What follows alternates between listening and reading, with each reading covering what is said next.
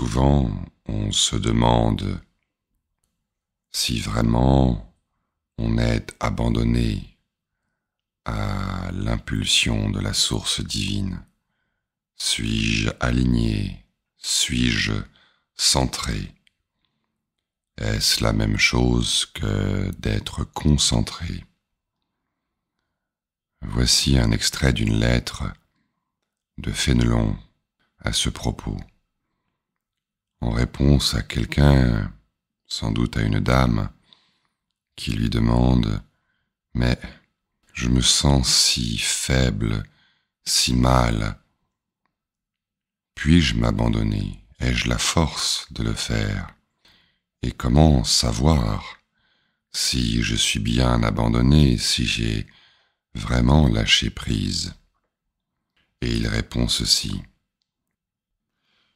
On serait tenté de croire que la faiblesse et la petitesse sont incompatibles avec l'abandon, parce qu'on se représente l'abandon comme une force de l'âme qui fait par générosité d'amour et par grandeur de sentiment les plus héroïques sacrifices.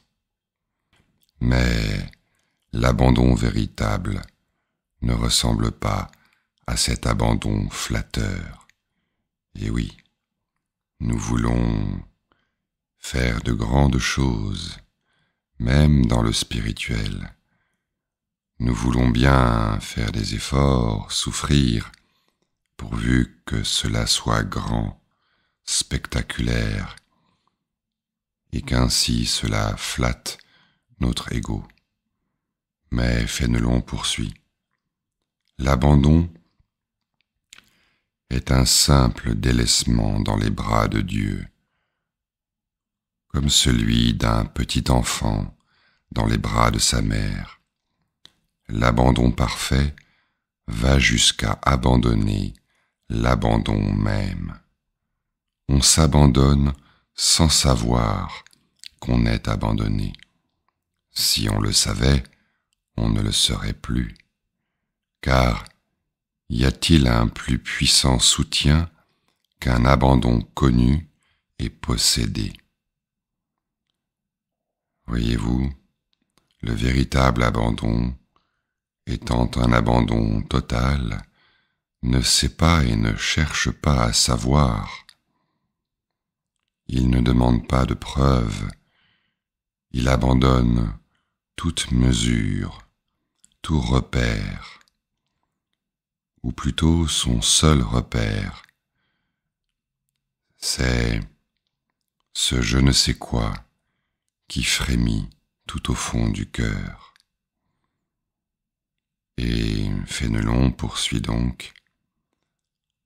L'abandon se réduit non à faire de grandes choses qu'on puisse se dire à soi-même, mais à souffrir sa faiblesse et son impuissance, mais à laisser faire Dieu, sans pouvoir se rendre témoignage qu'on le laisse faire. Dans les milieux spirituels, on aime à raconter nos exploits, nos expériences puissantes, nos vécus immenses, grands, remarquables et mémorables. Et si la vie intérieure était simplement cet abandon à la vibration au fond du cœur, sans demander rien d'autre, aucune grandeur, pas même la grandeur de souffrir beaucoup ou de vivre des choses terribles. Non, juste l'abandon, rien d'autre.